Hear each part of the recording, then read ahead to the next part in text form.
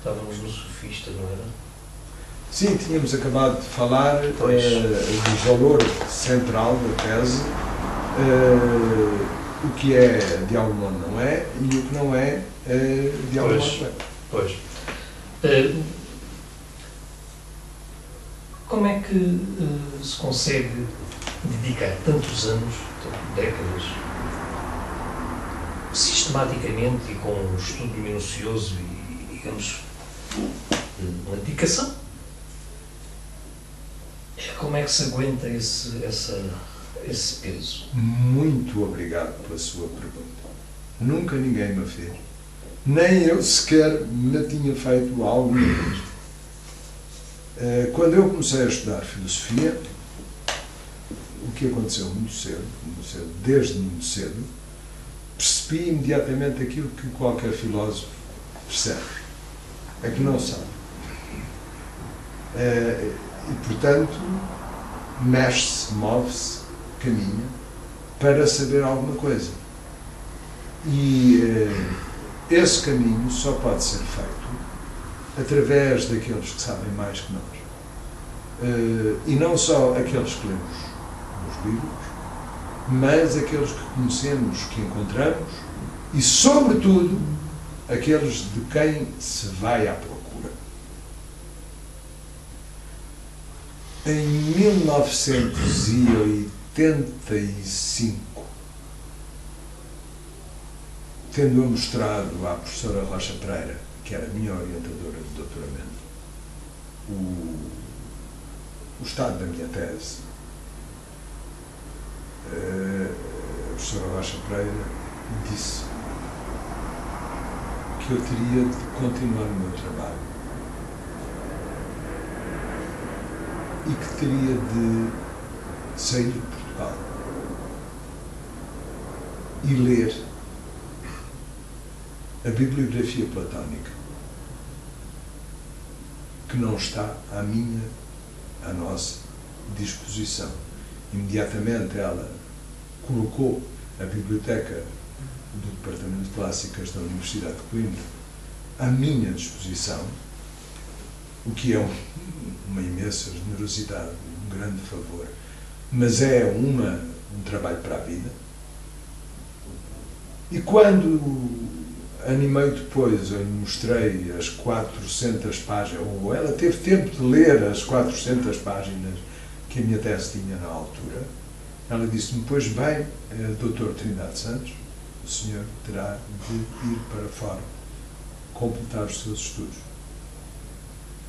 Para onde quer ir? Eu disse: para Oxford. E ela disse: não podia ter escolhido melhor. E fui. Isso foi quando? Foi em 88. 88.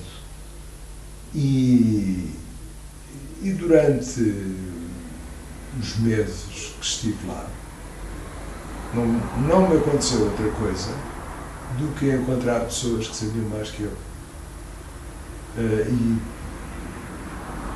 E depois dessa experiência terrível, traumática, mas purificadora, catártica... Sim, porque às vezes nós temos muito receio de encontrar pessoas que sabem mais do que nós, digamos. Meu caro amigo, eu só encontrei pessoas que sabem mais que eu. E quando encontro pessoas que sabem menos que eu, espero ter a capacidade de perceber que, em alguns assuntos e naqueles assuntos, elas sabem mais que eu. Eu nunca fui movido por outra coisa que não fosse aprender. E isso tornou a minha vida difícil e fácil ao mesmo tempo. Nessa medida, eu não posso fazer outra coisa senão aprender. O meu grande traumatismo, e é um grande traumatismo, é o de que as coisas que eu devia aprender em 1988 não são aquelas que eu tenho de ensinar em 2013, ou mesmo as coisas que eu tenho de aprender. Entretanto, a filosofia prática tornou-se o fulcro do ensino da filosofia. Platão político, o Platão ético, o Aristóteles político, o Aristóteles ético, muito mais que o Aristóteles epistemológico ou o Aristóteles físico, ou metafísico mesmo até, ocuparam o centro das preocupações dos estudantes. E isso fez de mim alguém que vive noutra época, que está preocupado com a questão do saber ou não saber, do ser ou não ser, questões que eram essenciais e absolutamente fundamentais quando eu comecei, nos anos 80, ou nos anos 70 mesmo, e que hoje não são sequer contempladas com a atenção de bom número de pessoas. Isso é muito difícil. Fazer isso ainda por cima, na história da filosofia, na história da filosofia antiga, em Platão, em grego, restringe o universo daqueles que trabalham comigo para muito próximo de zero. Isso é um drama. Mas eu, respondendo à sua admirável pergunta, eu não consigo fazer outra coisa senão procurar saber aquilo que, em algum momento, verifiquei que não sabia, que não estava claro, que eu tinha de melhorar. Mas a chamada filosofia prática, a ética, por exemplo, a ética, não lhe parecem serem necessárias? Com certeza que são, mas há profissionais... Com a sua razão. Pois, com certeza que são, têm o seu lugar no currículo, mas há profissionais que trabalharam essas disciplinas com certeza muito melhor que eu. Eu optei. O meu domínio é o da história da filosofia e da epistemologia. E é aí que eu fico. E é aí que eu espero poder ser útil a alguém. Porque se não for útil a ninguém, então não vale a pena estar a fazer coisa nenhuma. Porque se aquilo que um intelectual, que um pesquisador faz, não é trabalhar para os outros, é trabalhar para si próprio, então caímos na circularidade verdadeiramente viciosa de que o saber não passa de um conjunto de reflexões mais ou menos arbitrárias e gratuitas que alguém pode ter em relação a seja o que for. Eu estou a lembrar-me, isto é quase um parênteses, estou a lembrar-me de um artista plástico que admiro bastante, António Tapies, que escreveu inclusivamente livros, escreveu textos, um artista catalão. E realmente o que ele se vê nos estudos, nos escritos dele, ele muitas vezes faz referência à dimensão espiritual da sua obra, digamos, e aquilo que pode contribuir, digamos, em termos de realização espiritual do humano. Posso interrompê-lo? Diga. Posso interrompê-lo? Mas eu ainda não terminei, mas pode. Pois, não há dimensões espirituais. Só há dimensões. Todas as dimensões são espirituais. Nós, os humanos, é que fazemos um esforço para nos agarrarmos àquilo que não é espiritual, como simples ponto de referência.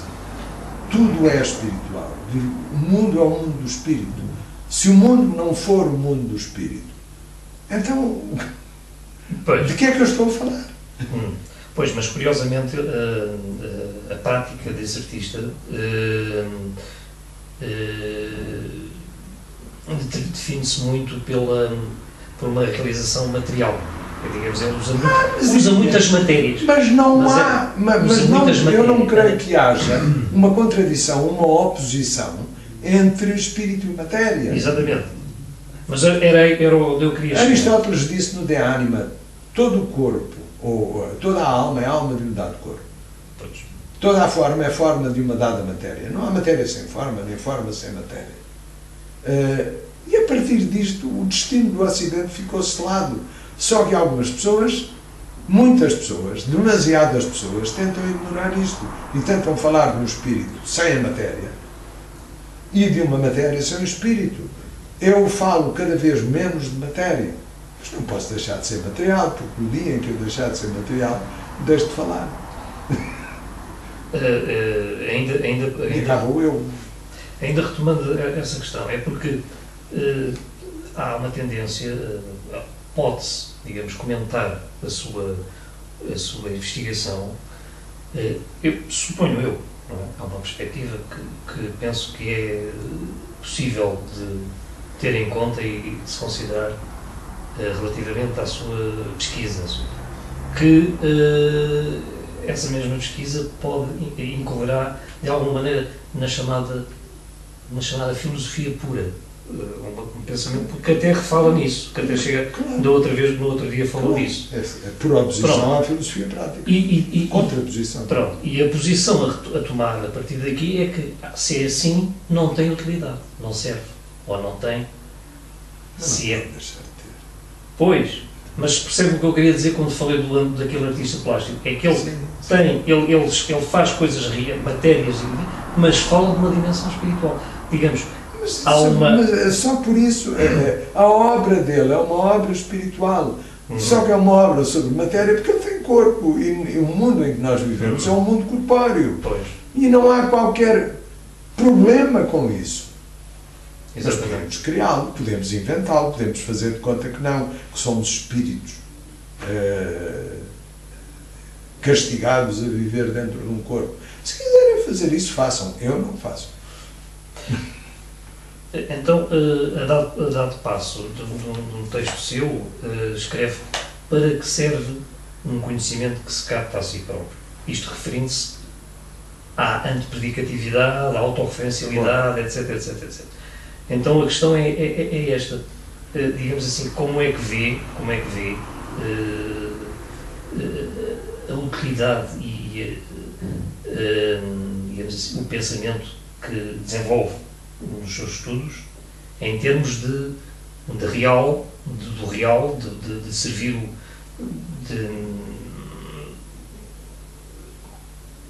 como é que ele poderá servir para pensarmos de outra maneira as coisas, o mundo? Para que é que serve? Mais uma pergunta à qual eu lhe estou grato. Em primeiro lugar, uma pequena nota introdutória mostrando que, embora haja um paralelo, ou pelo menos uma relação, entre a pergunta que citou do meu texto sobre a antepredicatividade e a pergunta que me está a fazer sobre a utilidade do trabalho sobre a antepredicatividade, há uma relação, mas não são a mesma coisa. E eu passo a falar só do sentido do trabalho da antepredicatividade e do interesse, daquilo que para mim é o interesse desta pesquisa. Ela serve imediatamente e logo para lermos melhor os textos filosóficos, e nomeadamente os textos filosóficos platónicos, para compreendermos que Platão, quando pensamos e dizemos que ele está a fazer a sua filosofia e está a apresentar uma ideologia, ele está a apresentar essa ideologia de crítica a uma outra estrutura. E essa estrutura faz parte do texto, mas não está lá explícita. Há apenas alusões. E essas alusões são, por exemplo, aquilo de que eu falo, a que eu me refiro, como o problema da antepredicatividade. Portanto, a antepredicatividade serve-nos para lermos de outra maneira, talvez melhor, não posso pronunciar-me em absoluto, os diálogos de Platão. Mas servem para que compreendamos o lugar da metafísica, a decisão metafísica, na filosofia grega.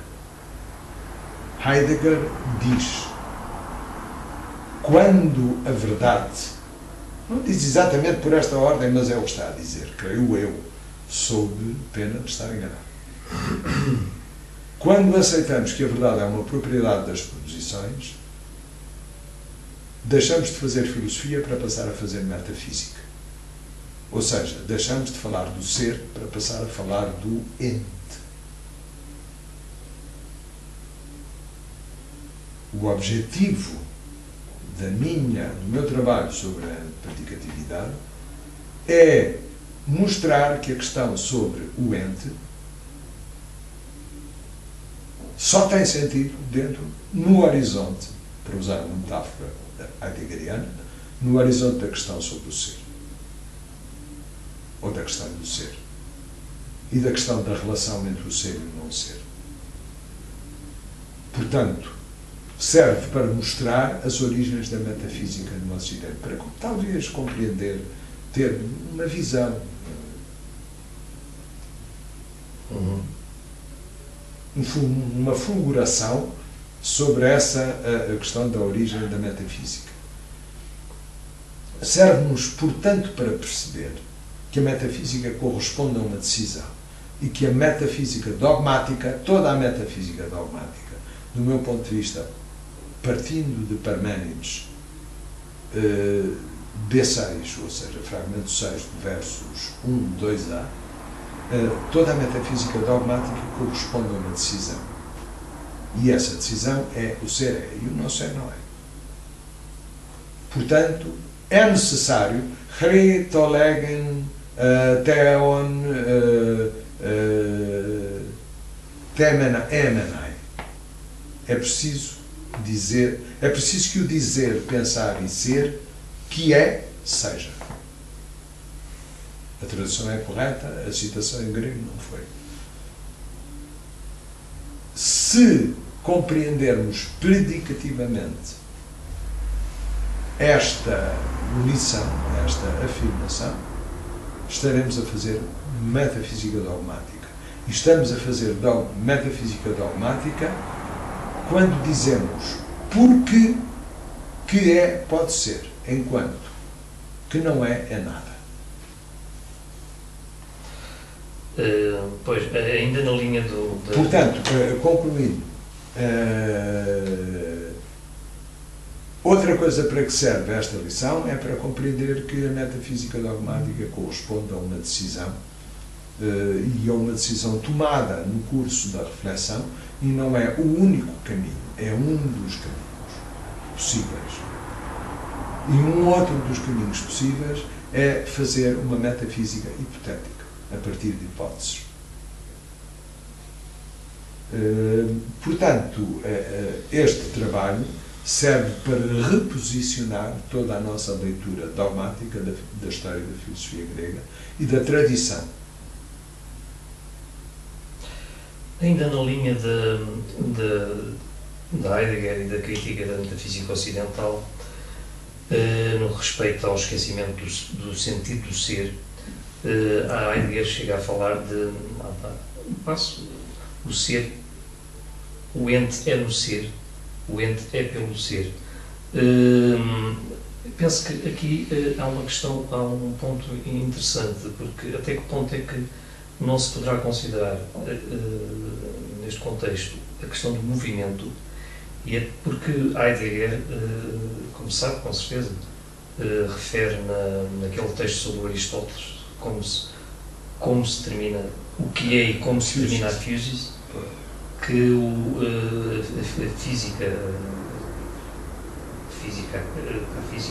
física de Aristóteles é um livro de fundo da tradição da filosofia ocidental.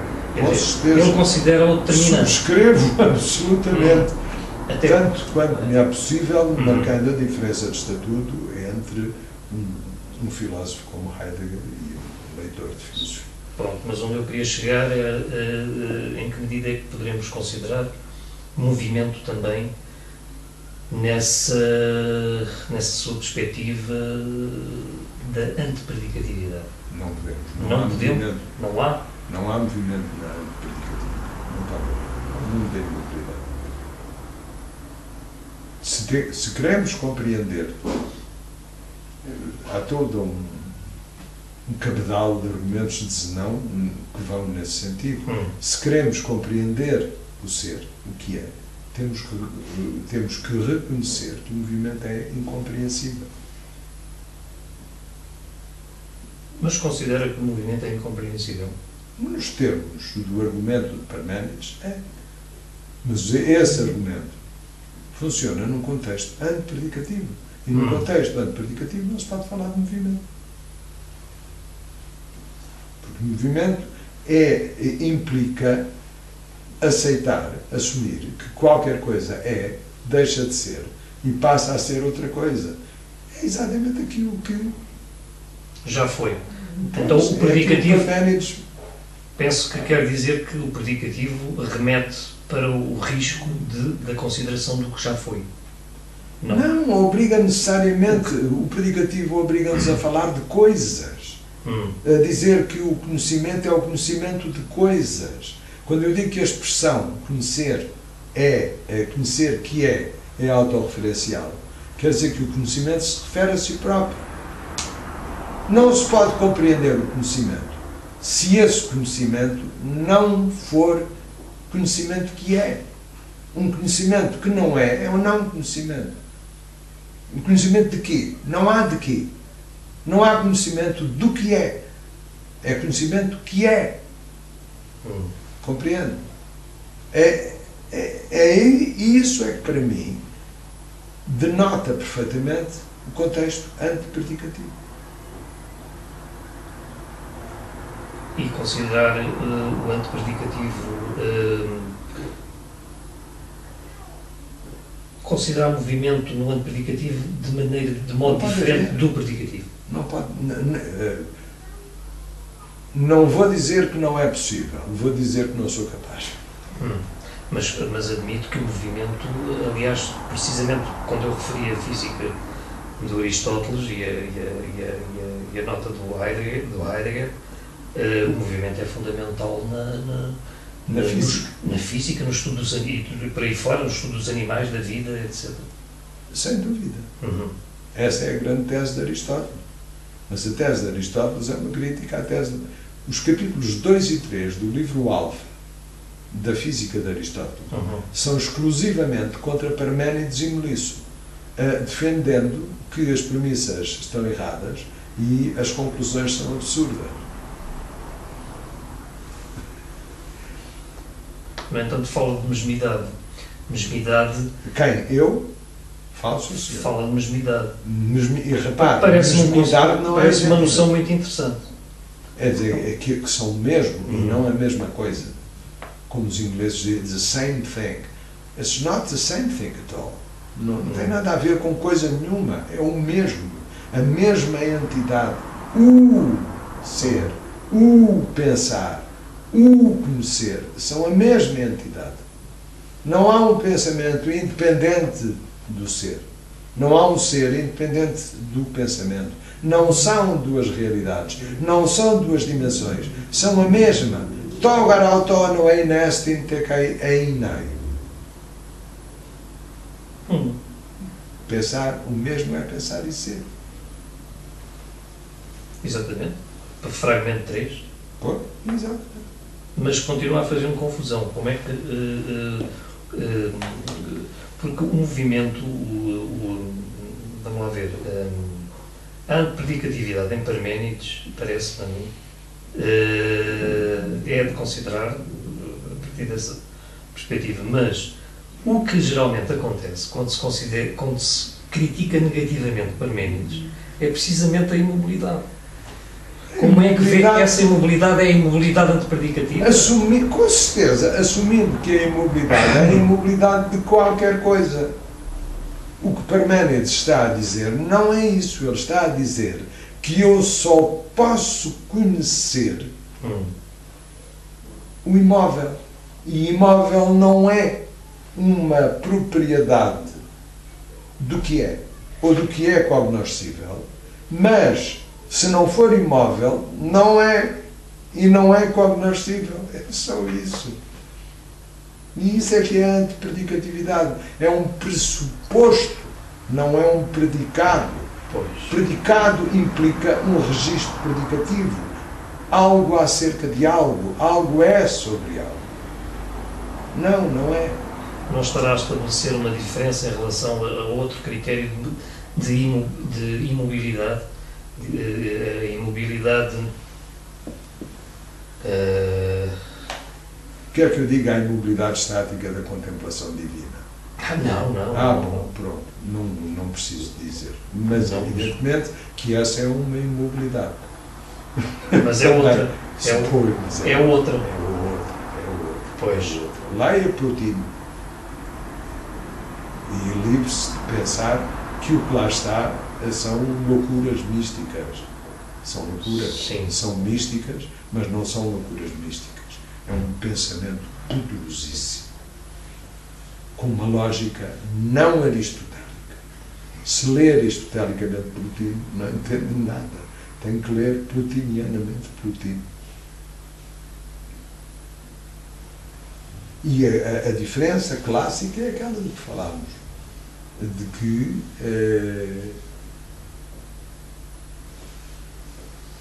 aquilo que governa, determina e contém não é o mais extenso. É o uno, é o indivíduo.